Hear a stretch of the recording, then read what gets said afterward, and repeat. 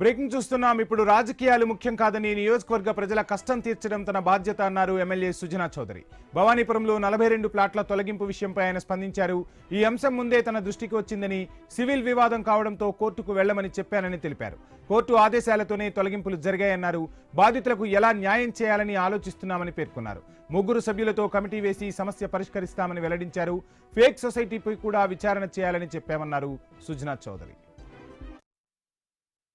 45వ division లో 4 రోజుల క్రితం ఈ ఫ్లాట్లు పగలగొడతాం తీసేయడం అందరికి తెలిసిన విషయమే. ప్లాట్ ఓనర్స్ ఇద్దరు కూడా నాకు కలవటం జరిగింది.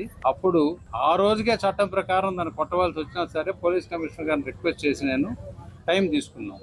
టైం తీసుకున్నాక సుప్రీంకోర్టుకి వాళ్ళు వెళ్ళటం, సుప్రీంకోర్టులో లాయర్ గారు ప్రయత్నం చేశారు. అఫిడవిట్ ఏదో కొంచెం లేట్గా సబ్మిట్ చేయడం వల్ల మొత్తానికి టైం ఇవ్వలేదు.